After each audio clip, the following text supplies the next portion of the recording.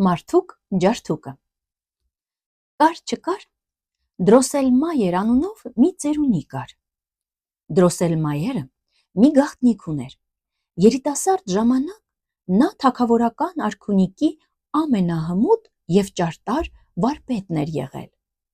Նա բազմաթիվ հրաշք ժամացույցներ էր պատրաստել։ Որոշները 100 զրնգուն զանգեր ունեին,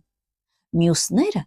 գաղտնի դռներ ունեին, որոնց միջից ներս ու դուրս էին անում փոքրիկ թռչուններ և ազդարարում ժամերը, իսկ մյուսները զարդարված էին փոքրիկ երգող երաժիշտներով։ Պալատում բոլորը միայն վարպետ Դրոսելմայերի ժամացույցների մասին էին խոսում, բայց նրա գլուխգործոցը թակարդն էր։ Վարպետը մի այնպիսի հիասքանչ թակարդ էր ստեղծել, որ նորական հարյուրավոր մկներ էր բռնում։ Պալատի բոլոր բնակիչները շատ գոհ էին այդ թակարդից, բացի իհարկե մկների թագավորից։ Մկների թագավորը ապրում էր պալատում իր հպատակների հետ։ Թակարդի պատճառով նա ստիպված էր եղել լքել պալատն ու նոր բնակության վայր փնտրել, և դա նրան սարսափելի զայրացրել էր։ Մկների թագավորը կախարդանքի էր տիրապետում և վրեժ լուծեց վարպետից, նրա եղբորորդուն փայտե տգեղ տիկնիկ դարձնելով։ Տիկնիկի հագին զինվորական համազգեստ կար։ Նրա գլխին մի ծաղրական թակ կար նկարված, ասես արքայազն լիներ, և նրա ծնոտը այնպես էր բացվում ու փակվում, որ նա կարող էր ատամներով կաղին ջարդել։ Այդ պատճառով նրան մարդուկ ջարդուկ էին անվանում։ Մկների թագավորի կախարդանքը շատ զորեղ էր։ Այն վերացնելու միայն մեկ ձև կար։ Նախ, մարդուկ ջարդուկը ինչ-որ կերպ պետք է սպաներ մկների չար թագավորին։ Հետո ինչ-որ փոքրիկ աղջիկ պետք է սիրեր նրան, չնայած նրա տգեղությանը։ Բայց վարպետը չգիտեր, թե ուր է գնացել մկների թագավորը, և չէր ճանաչում այնպիսի բարի աղջկա, ով կսիրեր տգեղ փայտե տիկնիկին, ուստի նրա խեղճ եղբորորդին մնում էր կախարդված մարդուկ ջարդուկ։ Վարպետը այնպես էր վշտացել ու հուսահատվել, որ դադարեց ժամագործությամբ զբաղվել, ուստի նա շուտով կորցրեց իր աշխատանքը։ Վարպետ Դրոսելմայերը իրեն էր մեղավոր համարում իր եղբորորդու հետ պատահած սարսափելի դժբախտության համար, բայց առավոտի ծիրիկուն մտածում էր, թե ոնց վերջ դնի մկների չար թագավորի կախարդանքին, և ի վերջո նա մի փայլուն միտք հղացավ։ Վարպետը մի սանուհի ուներ, Կլարան, ով շատ բարի ու գեղեցիկ աղջիկ էր։ Վարպետը կարծում էր, որ միայն Կլարան կարող էր սիրել տգեղ դեմքով մարդուկ ջարդուկին։ Սուրբ ծննդյան նախօրեին վարպետը հուզմունքից թրթռացող ձայնով թակեց Կլարայից տան դուռը։ Նրա հուզմունքը կապ չուներ ոչ տոնական խնջույքի, ոչ երաժշտության, ոչ էլ խաղի ու պարի հետ։ Ոչ, այս ամենը վարպետ Դրոսելմայերին չէր հետաքրքրում։ Նա այստեղ եկել էր չար կախարդանքը խափանելու և իր սիրելի եղբորորդուն փրկելու հույսով։ Մինչև խնջույքի հյուրերը ուրախ զրուցում ու կատակում էին, վարպետը դատարկեց իր մեծ պայուսակը,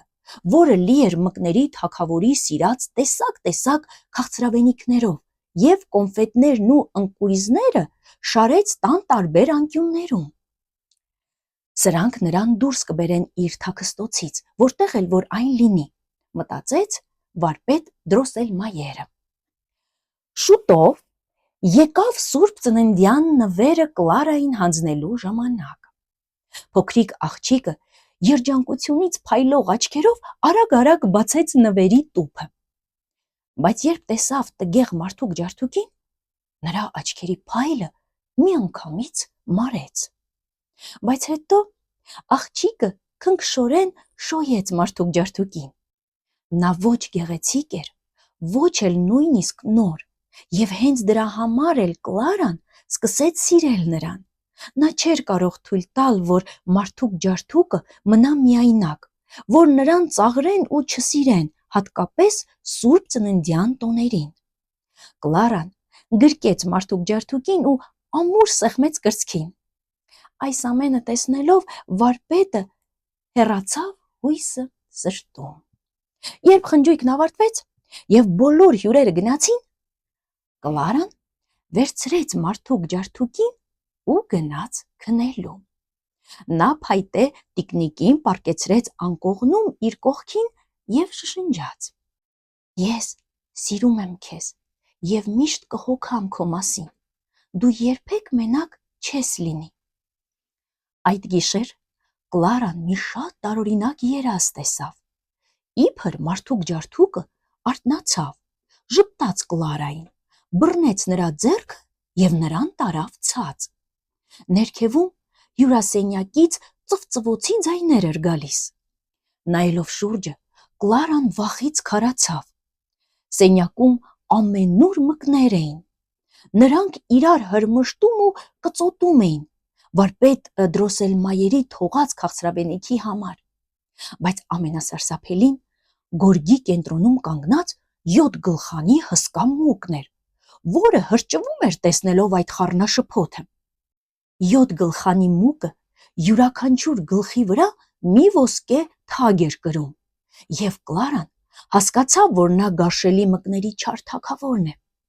Մարդուկ ջարդուկը մերկացրեց սուրը, խիզախաբար հարձակվեց մկների թագավորի վրա եւ սկսեց հերոսաբար կռվել։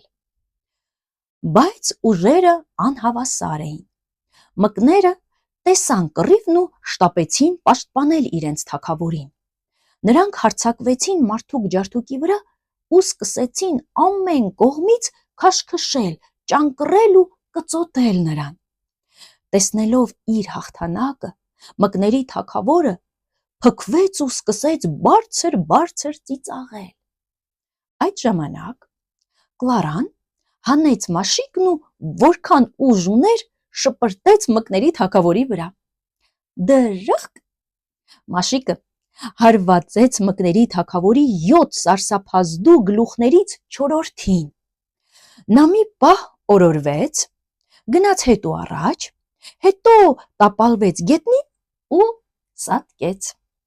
Մկները տեսան իրենց թագավորի մահը, թե չէ, սկսեցին փախչել։ Նրանք վերցրին իրենց թագավորի դին եւ փախան մտան պատերի ու հատակի անցքերը։ Մարդուկ ջարդուկը վազեց Կլարայի մոտ,